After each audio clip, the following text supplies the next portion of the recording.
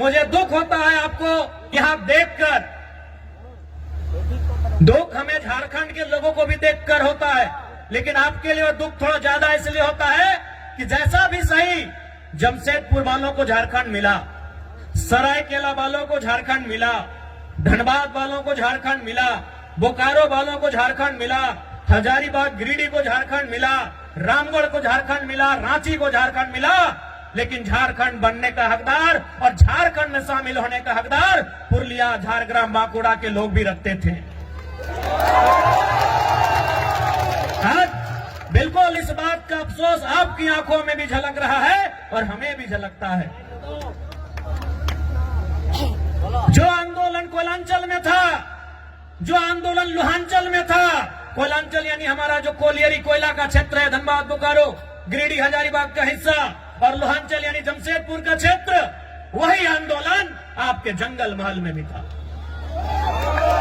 जो त्याग कोयलांचल वालों ने किया था, जो त्याग लोहांचल वालों ने किया था, वही त्याग जंगल महल वालों ने भी किया था।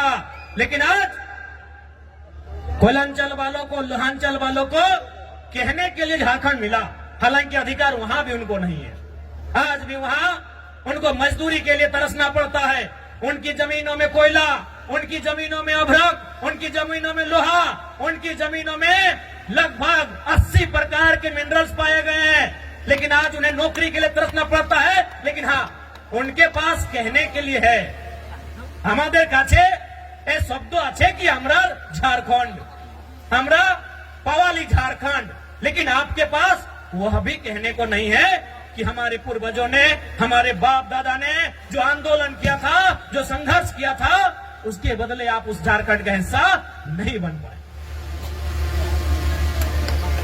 तो कहीं ना कहीं इसमें भी साजिश है, साजिश है, बहुत बड़ी साजिश है। तो इसलिए नई पीढ़ी को यह प्रण लेना होगा कि हमारे पूर्वजों ने आंदोलन को जहां लाकर छोड़ा है, वो विरासत जो हमें देकर गए हैं, उस विरासत को यहां से फिर से हमें लेकर जाना होगा। क्या आप तैयार हैं?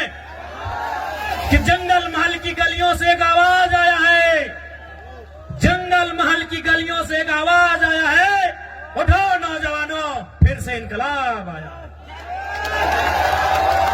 क्या आप तैयार हैं? और देखिए नौजवानों, मेरे भाइयों, हम जिस रास्ते में चलने जा रहे हैं, जो कार्य हम करने जा रहे हैं, मानते हैं आसान नहीं है, एक काज से सरल नहीं आछे, किंतु असंभव भी नहीं है। मानते हैं वो काम आसान नहीं है, वो काम सरल नहीं है, लेकिन वो असंभव भी नहीं है।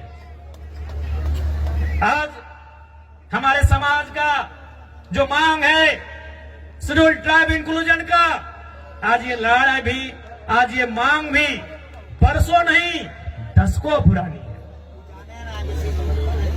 इसलिए एक बात हमेशा याद रखिए, आज चाहे सामाजिक आंदोलन हो या किसी प्रकार का आंदोलन हो, जो लोग अगुवाई कर रहे हैं, जो लोग लड़ रहे हैं, शायद वो कल नहीं होंगे, आज हम लोग भी कल नहीं होंगे, लेकिन आपका समाज, हमारा ये बृहद समाज जो हजारों लाखों साल पुरानी परंपरा और संस्कृति से परिपूर्ण है, वो समाज रहेगा। इसलिए आपको उस बागडोर को, उस विरासत को अपने हाथों में लेकर आगे बढ़ना है। मैं आप सभी से कहना चाहूंगा,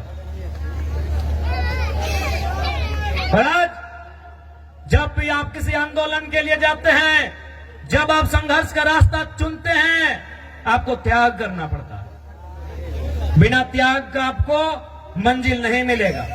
आज आपको त्याग करना होगा।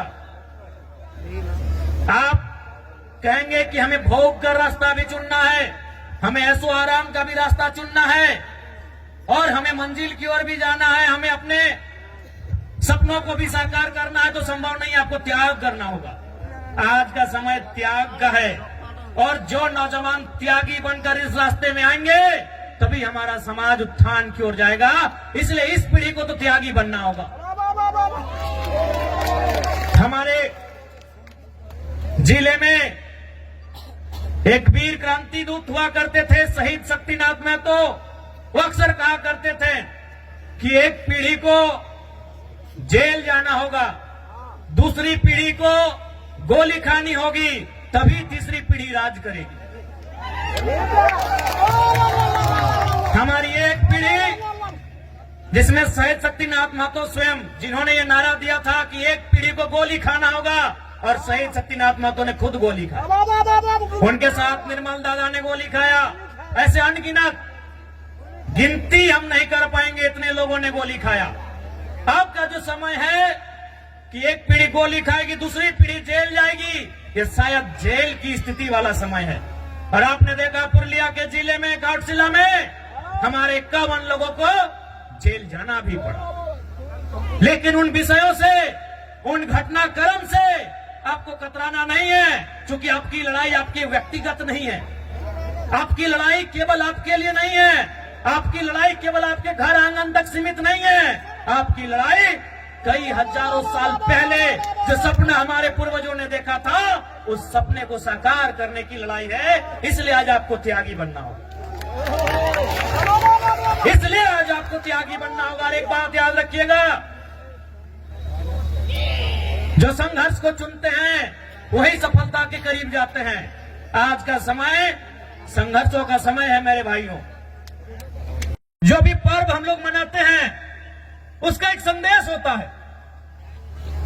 हमारे जो तो पर्व आछे, जो तो त्योहार आछे, ওদের ভিতর একটা মেসেজ আছে, সন্দেশ আছে কি আর মানে কি, এই কাজটা আমাদের পূর্বজ কি জন্য করেছে, এই কাজটা কেনে, এই বরদ খুঁটা কেনে, এই কাড়া খুঁটা কেনে, এই টুসু কেনে, এই করম কেনে, জিতিয়া পরব কেনে, এই কোনো না কোনো ওদের ভিতরে একটা মেসেজ আছে। তো বরদ খুঁটার মানে কি সবাই জানি कि আমরা चासा लोग माने की न, सावन महीना का जो समय होता है हम वो खेती बाड़ी करते हैं, धान लगाते हैं, हार जोतते हैं। इधर भी वही टाइम होता है ना। अब मार्च में नहीं ना करते हैं, मैं 2-4 खेत देखे थे मार्च तरफ। यानी हम सावन महीना, जिसे हम लोग अंग्रेजी के कैलेंडर में जुलाई अगस्त के आसपास कहेंगे, यानी उस समय हम क्या करते हैं, हल चलाते हैं और खेत में धान लगाते हैं, और मूल हमारा संबंध धान से। उसके बाद का जो समय होता है सितंबर आधा, अक्टूबर पूरा, और थोड़ा सा नवंबर, यानी 1.5-2 महीना क्या होता है कि हमारा जो बरद है, काड़ा है, उसको रिलैक्स हो जाता है। तो भाई रिलैक्स हो जाता है तो उसको हम लोग क्या करते हैं, इस त्योहार में उसको पहले तेल लगाते हैं। हमरा की कोरी वाके तेल मखाए कहे ना, तेल किसको मखाया जाता है, लगाया जाता है, जो थका हारा होता है। आज के यदि हमारे घरे यदि बाड़ी कोनो पहुना आसे, कोनो कुटुंब आसे, तो हम उनको क्या करते हैं कि बैठिए थोड़ा तेल लगा देते हैं, भाई आप बहुत दूर थक के आए हैं। तो तेल किसको लगाया जाता है, जो थका होता है। तो हमारा जो बरद है, काड़ा है, ये सावन महीना में इसको जोतते नारते ये थोड़ा थका है। अब इसको तेल लगा के बोल रहे भाई थोड़ा सा तुम अब तंदुरुस्त हो जाओ, तुम थोड़ा सा फिट फाट हो जाओ। कहे ना, फिर अब आ रहा है कार्तिक और अगन का महीना कि धान काटना है और फिर तुमको काड़ा गाड़ी में लोड करके घर पहुंचाना है। अब धान काटने के बाद फिर बरद गाड़ी में लोड करके घर भी पहुंचाना है, और माड़ा भी रहना है, धान खिजाना भी है। तो इसीलिए इसको तेल लगाते हैं कि तुम अब या तुमको फिर से तैयार हो जाओ। यही हमें एटाई ना जिज्ञासा करছি कि भाई कोनो ना कोनो আমাদের त्योहार, আমাদের पर्व मैसेज আছে। तो मैसेज की ना, हम आपको तेल लगा दिया फिटफाट, और अभी खूंटा भी कहे कि उसको गुस्सा दिला रहे हैं कि भाई तुम और गुस्सा हो जाओ, तुम ही रागे, तुम ही रिझे। कहे ना, इसी गुस्सा के साथ मेरा खेत से धान उठाना, हम लोग का खेत भाई सबका आधा खेत, आसान नहीं है। कुड़मीर खेत से धान उठाई के लाना आसान है कि? तो वही उसको गुस्सा दिलाते हैं, सूप से मंदिर बजा के ऐसे मैंने उसको हलकार के कि भाई हाँ तुम गुस्सा करो, हम चाहते हैं तुम गुस्सा करो, और उस गुस्सा के बदले जब हम धान खेत में तुमको नारेंगे, फिर उठा के उसको बाहर लेके आना है। तो ये है हमारे बरद खुटा करने का, हम पीछे हमारे पूर्वजों का मतलब कि पहले तेल लगा के तुमको तरोताजा करेंगे। क्या कि सावन महीना के बाद तुम कुछ काम नहीं किया है, तुम आराम से घर में बैठा है, और सावन महीना के बाद हरा हरा घास मिलता है, और जितना बढ़िया बढ़िया खाना खाने पर थोड़ा आदमी आलसी हो जाता है, तो इन लोग भी आलसी हो गया थोड़ा। तो इसीलिए अब फिर से आ गया है टाइम कार्तिक महीना का, अगहन महीना का। अब इन लोग को कि जंगल महल की गलियों से एक आवाज आया है, जंगल महल की गलियों से एक आवाज आया है, उठो नौजवानों, फिर से इनकलाब आया। क्या आप तैयार हैं? बैंक है, they have their vote banks because they are from NDA and India. कोई फर्क नहीं कैंडिडेट कौन होगा, who will be the candidate. आप इंडिया से हैं, इंडिया गठबंधन से हैं, ये लोग आपको वोट करेंगे। आप एनडीए से हैं, ये लोग आपको वोट करेंगे। I am an independent new Qamar party. हमारे झारखंड में भी क्या सेफ है, 81 में 56 इंडिया के पास, 24 एनडीए के पास, 56, 24, 80 हम अकेले हैं। यानी हमारे पास कोई वोट बैंक नहीं, हमारे पास कोई समीकरण नहीं। और हमने क्या कहा कि पार्टी बनती है, बिगड़ती है। कोई आज बीजेपी में है, कल को तृणमूल में चला जाएगा। समाज आपका चिरंजीवी है, आप समाज के साथ रहिए। किसी एमपी एमएलए में इतना ताकत आपने देखा था क्या?